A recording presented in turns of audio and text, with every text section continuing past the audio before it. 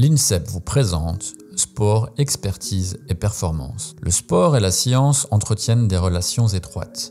Et si le sport comporte par nature une notion d'inattendu, d'imprévu et d'obstacle, la science mise à son service s'efforcera de faire le nécessaire pour les contourner ou les effacer autant que possible afin d'améliorer, toujours davantage, les performances des athlètes. Le laboratoire Sport, expertise et performance de l'INSEP, nommé affectueusement LaboCep, est à l'avant-garde de cette exploration des arcanes de tout ce qui peut contribuer à repousser les limites de la prouesse sportive. Bienvenue à l'INSEP, nous vous guidons au cœur du sport, de l'expertise et de la performance. Épisode 2, la prévention de la blessure.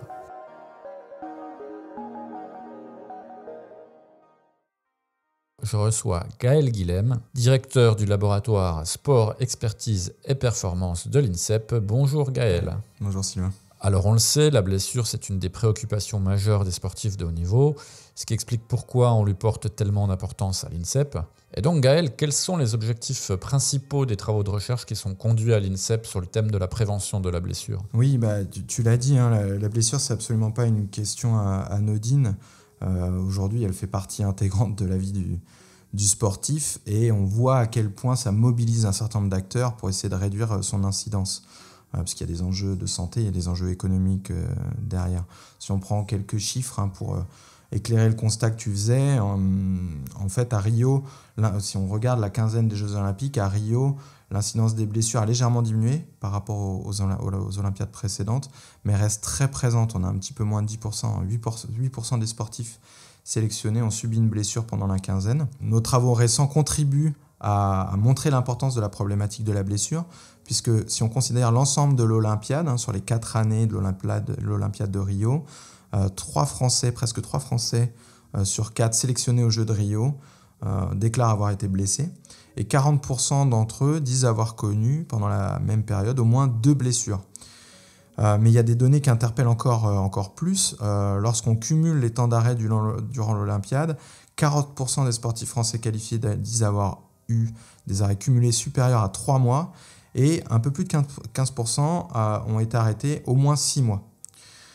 Et enfin, lorsqu'on constate que 42% déclarent s'être blessés et que 15% plus d'un mois durant les 6 mois précédant l'épreuve olympique, là on pose vraiment le constat qu'on a un temps extrêmement important, normalement disponible pour s'entraîner, qui est perdu. Et donc, fort de ces constats, là c'est vraiment l'éclairage sociologique, épidémiologique de la situation, on a souhaité au sein de ce laboratoire s'attaquer à cette question. Alors évidemment, pas pour la résoudre. Il y a un certain nombre d'acteurs à travers le monde qui cherchent à résoudre l'impact de cette question. Donc c'est un travail sans fin évidemment, mais essayer de mieux comprendre pour réduire le risque. Donc les travaux de recherche qu'on conduit au sein du thème 2, qu'on a nommé donc prévention de la blessure, que je coordonne au sein du laboratoire Sport, Expertise et Performance, visent finalement 2 objectifs. D'abord, identifier les conditions propices à la survenue des blessures. Donc comment on va procéder ? On va essayer de développer, identifier des facteurs de risque innovants, inconnus à ce jour, qui peuvent nous permettre de mieux estimer le risque, voire, mais ça c'est beaucoup plus compliqué, prédictif de l'incidence et de la récidive des blessures. Donc ça c'est le premier axe de travail.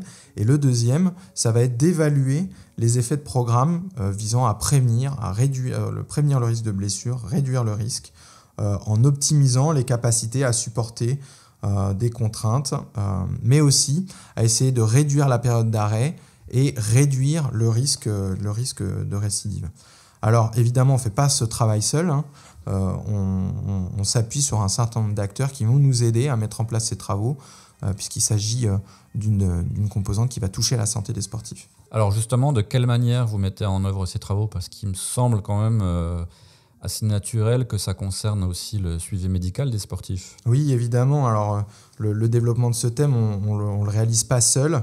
Il se réalise en collaboration extrêmement étroite avec les équipes médicales, au premier rang desquelles le pôle médical de l'INSEP. Je pourrais citer quelques exemples, mais aussi avec les équipes cliniques des fédérations, puisque, je l'ai dit, on a besoin d'abord de faire un état des lieux des soucis, donc de connaître l'épidémiologie de la discipline. Et pour ce faire, on ne peut pas faire sans les équipes médicales qui ont la connaissance fine de l'épidémiologie de la discipline, mais surtout des problèmes de blessures que connaissent les athlètes auxquels on s'intéresse. Parce que en ce qui concerne la blessure, la problématique est extrêmement complexe, multifactorielle et très individuelle. Donc on fait, nous, de la digestion de la littérature pour connaître quelles sont les blessures les plus prégnantes publiées dans la littérature scientifique. Mais on a aussi besoin de travailler en collaboration fine avec les équipes médicales pour savoir quelles sont les problématiques rencontrées par les athlètes. Donc si je prends un cas très concret, dans le cadre d'un projet de recherche qui est financé dans le cadre du programme prioritaire de recherche initié par l'Agence nationale de la recherche, nommé Fulgur, on développe des outils qui nous permettent de déterminer l'historique des blessures des athlètes et de suivre aussi au fil de l'eau la survenue de ces blessures. Et ces outils, on les développe nous avec des outils mis en place par l'INSEP, notamment l'Athlete Management System qui est développé à l'INSEP, qui est un outil numérique qui permet de collecter de l'information à travers des applications, smartphones, ordinateurs en lien direct avec les athlètes. Mais les questionnaires qui vont être proposés aux athlètes, on les co-construit avec les médecins de manière à pouvoir connaître l'épidémiologie, mais décrire la problématique épidémiologique de blessures de manière très fine. Par exemple, en athlétisme, la blessure la plus courante, c'est la blessure musculaire sans contact. On a des critères bien précis, identifiés dans la littérature. Là, en l'occurrence, il s'agit d'un consensus qui a été publié par l'équipe de Roald Barr récemment. Et donc, on s'appuie sur la littérature pour construire ces questionnaires. On les soumet aux équipes médicales, on les confronte, on les enrichit, on les améliore, on les adapte surtout à la réalité de terrain de nos équipes. Alors à la marge, on ne révolutionne pas les questionnaires, mais on veut s'assurer d'avoir l'ensemble des informations utiles pour bien décrire le problème, et ça on le fait en lien étroit avec les équipes médicales.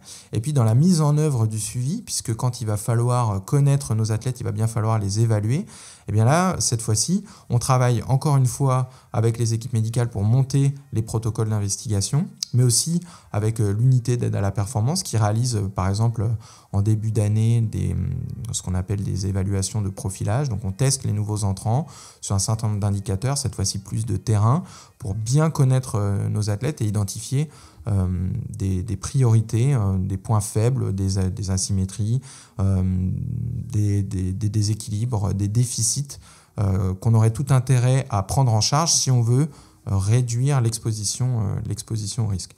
Et dans le cadre de nos travaux, notre rôle ne va pas être nécessairement de faire le suivi clinique qui est réalisé par les médecins. Ça ne va pas être non plus de réaliser les tests de terrain annuels, mais ça va être de proposer à la carte des protocoles d'investigation extrêmement poussés qui vont nous permettre de mieux connaître les capacités intrinsèques de l'athlète. Si je reste sur l'exemple de la blessure musculaire, nos travaux permettent aujourd'hui de connaître de manière très précise la manière dont l'athlète utilise ses muscles, quelles sont les propriétés de ces muscles d'un point de vue mécanique, leur élasticité, leur capacité à supporter des contraintes et à se déformer, de la même manière pour les tendons, la manière dont interagissent les tendons et les muscles, et finalement la capacité de l'athlète à supporter des stress mécaniques répétés, par exemple quand il réalise des séances de musculation intense ou des séances d'entraînement spécifiques, pour savoir quel est finalement le niveau d'exposition au risque auquel fait face l'athlète, pour pouvoir lui proposer des contenus d'entraînement extrêmement individualisés. C'est vraiment toute la démarche qu'on engage. Alors justement, tu parles de protocole personnalisé. Donc une fois toutes ces informations récoltées, quelles en sont les applications concrètes ? Alors, ce qu'on essaye de faire dans le cadre de ces travaux, donc je l'ai dit, la blessure c'est extrêmement complexe et multifactoriel. Et ce qu'on observe dans les travaux de recherche disponibles aujourd'hui, c'est que la plupart du temps, on a des entrées qui sont monodisciplinaires ou qui embrassent quelques disciplines. Si je reste très concret, on va avoir des travaux en traumatologie du sport qui vont essayer de comprendre la biomécanique du mouvement. On va avoir des travaux aussi quelques travaux, pas pléthore, mais quelques travaux en psychologie du sport. On peut aussi avoir quelques travaux qui font le lien entre la physiologie de l'exercice et l'exposition au risque. Mais ce qui est beaucoup plus compliqué à mettre à disposition de la communauté, ce sont des travaux multifactoriels qui essayent d'embrasser l'ensemble des facteurs qui peuvent conditionner le risque. Et donc, ce qu'on essaye de réaliser, c'est des protocoles d'évaluation qui à la fois vont adresser le comportement de l'athlète, quels sont ses traits de personnalité, quel est son comportement au quotidien, est-ce qu'il est favorable à sa santé ou au contraire, est-ce qu'il est plutôt défavorable par rapport au risque de blessure auquel il est exposé, quelles sont ses stratégies, ses habitudes nutritionnelles, quelle est la qualité de son sommeil. Donc là, on touche à des facteurs environnementaux qui sont extrêmement importants vis-à-vis du risque de blessure. Je l'ai dit, on fait aussi un suivi avec les équipes médicales pour connaître son historique de blessure, parce que la plupart du temps, ce qui conditionne le risque de blessure, c'est d'en avoir subi une première. Et puis, on va aussi se rapprocher de l'athlète pour là, cette fois-ci, mieux évaluer sa charge d'entraînement, puisque dans les modèles qui représentent l'exposition au risque, il y a une relation circulaire entre la charge d'entraînement qu'on impose à un athlète, sa capacité à la supporter et les adaptations que l'entraînement qu'il réalise va générer, qui va faire qu'il va finalement progresser et être capable d'encaisser une charge d'entraînement de plus en plus importante. A l'inverse, si on lui impose une charge d'entraînement qu'il n'est pas capable de supporter, il va avoir des pépins, il va se blesser et donc sa capacité à supporter la charge, cette fois-ci, va diminuer. Donc on a cette relation circulaire qui peut être soit vertueuse, soit plutôt délétère vis-à-vis de sa performance. Donc ce qu'on essaye de faire, c'est soit de mettre en place des méthodes déjà existantes pour quantifier cette charge, soit on développe des méthodes nouvelles adaptées à sa discipline pour connaître de manière précise finalement cette donnée d'entrée. Qu'est-ce qu'on lui impose au quotidien et puis comment il réagit avec des indicateurs très simples, des petits questionnaires, des échelles visuelles analogiques qui nous permettent de savoir comment il a répondu, comment il a supporté cette charge. Donc là, c'est on va dire la première partie, la charge d'entraînement. Et puis de l'autre côté, on va essayer de mieux connaître l'athlète. Et là, il y a toute une expertise au sein du laboratoire, au sein du thème 2, qui nous permettent d'aller vraiment très loin dans la compréhension des déterminants du risque de blessure. Quelles sont les capacités de production de force de l'athlète, quelles sont finalement d'un point de vue mécanique sa capacité à produire de la force, de la vitesse, de la puissance, quelles sont intrinsèquement ces capacités de production de force qui conditionnent cette production de mouvement, quelles sont les coordinations qu'il utilise, quelles sont les propriétés élastiques de ces tissus et comment ils interagissent entre eux. On va s'intéresser également à une sphère plus centrale, c'est-à-dire quelles sont ces capacités de perception de l'information consciente et inconsciente qui sont aussi éminemment importantes dans sa capacité à réagir à des situations. Et donc tous ces facteurs-là, on va les évaluer, alors de manière à minima annuelle, et si on peut, pour certains facteurs qui ne sont pas trop lourds à évaluer, on va les évaluer de manière plus fréquente, pour finalement avoir une approche très holistique, multifactorielle, où on va croiser l'ensemble de ces indicateurs comportementaux, environnementaux, charge d'entraînement, propriété intrinsèque de l'athlète, capacité physique, capacité cognitive, capacité psychologique, pour mettre ça dans des modèles statistiques extrêmement complexes qui permettent de croiser les indicateurs de manière à ne plus avoir le lien entre, par exemple, ses capacités de production de force et le risque de blessure, mais des combinaisons de facteurs qui devraient nous permettre, à terme, lorsqu'on collecte suffisamment d'informations, d'améliorer notre capacité à estimer le risque de blessure. C'est vraiment ça l'approche. Et une fois qu'on a fait ce travail-là, une fois qu'on a profilé nos athlètes, qu'on a estimé le risque, quelle est l'application pratique? Elle est assez simple. On a identifié des combinaisons de facteurs qui font que cet athlète-là, il est plus exposé. Eh bien, ça va être d'éclairer déjà l'entraîneur, de lui dire, voilà, chez cet athlète, ces aspects-là, ils sont maîtrisés, il n'y a pas de problème, ils sont, on va dire, dans le vert d'un point de vue de l'exposition au risque. Par contre, on a identifié ces combinaisons de facteurs pour lesquels, là, il y a une priorité à mettre. Je vais dire n'importe quoi, mais il est mal hydraté. On a constaté que ses ischio-jambiers étaient trop raides, avec des capacités de production de force un peu trop faibles. Probablement qu'il faut mettre une priorité sur ces aspects-là dans tes contenus qui visent à réduire l'exposition au risque. Donc c'est vraiment finalement 3 éléments, une compréhension très, très, très détaillée, très fine, très complète de la littérature scientifique. Quelles sont les blessures auxquelles mon pongiste, mon sprinter, mon volleyeur est le plus exposé. Également ce qu'on observe avec des données épidémiologiques propres qu'on a collectées nous, avec les équipes médicales. un screening, une évaluation globale de l'environnement et des propriétés de l'athlète, et une fois qu'on a fait ces 2 travaux-là, des recommandations, des propositions à l'entraîneur en termes de priorité. Ça peut être très concret, hein. Des programmes d'entraînement, des modalités d'entraînement à utiliser, parfois même des méthodes innovantes qui vont permettre de développer ce qui finalement pêche dans l'ensemble de ce modèle. Je prends un exemple très concret. On a constaté dans le cadre de la thèse de Simon Avrillon, par exemple, que lorsqu'un athlète utilise ses muscles de manière déséquilibrée pour produire un mouvement, eh bien, il est moins performant, il est moins capable de maintenir un niveau de performance dans le temps. Ça, premier résultat. Et deuxième résultat, on a observé que chez des athlètes qui avaient eu une première blessure, mais qui s'entraînent normalement, on a observé que le muscle blessé contribuait moins à la production de force. Et ces 2 résultats, contribution déséquilibrée des muscles et muscles blessés qui contribuent moins au mouvement, à la force, on a constaté dans la littérature que ça pouvait être un facteur de risque pour un athlète de se blesser. C'est-à-dire, il se fatigue plus vite, il est moins performant, et il a eu une première blessure, ce muscle blessé contribue moins. Donc là, ce qu'on fait, on dit à l'entraîneur, il va peut-être falloir que tu renforces ce muscle qui contribue moins à la production de force, et pour ce faire, on développe des outils très concrets, des plateformes en ligne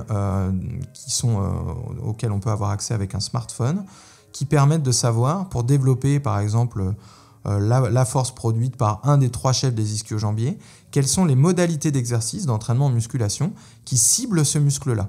Donc on a un vrai lien entre le profil individuel du sportif et les modalités d'entraînement qu'on peut mettre en œuvre, et en plus, l'entraîneur a accès à un outil qui lui permet d'avoir une connaissance très fine de ce qui existe dans la littérature pour aller individualiser son entraînement.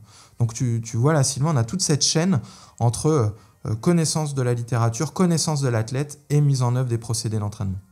Bon, c'est absolument passionnant comme sujet, à mon avis. Gaël, tu vas revenir dans le cadre de cette série, nous parler peut-être de ces choses-là encore plus en détail, avec des exemples concrets, j'imagine. Oui, tout à fait. On a notamment des exemples de projets financés dans le cadre du programme prioritaire de recherche, où on essaye de mettre en œuvre toute cette logique et on pourra l'illustrer avec ces projets-là, oui. Merci Gaël pour ce résumé du thème de la prévention de la blessure à l'INSEP, et à bientôt pour un autre épisode. Merci Sylvain, à bientôt. Les podcasts de l'INSEP, Sport, Expertise et Performance. Cette émission a été réalisée par l'unité de production audiovisuelle de l'INSEP. Chef de projet, Sylvain Bégaud.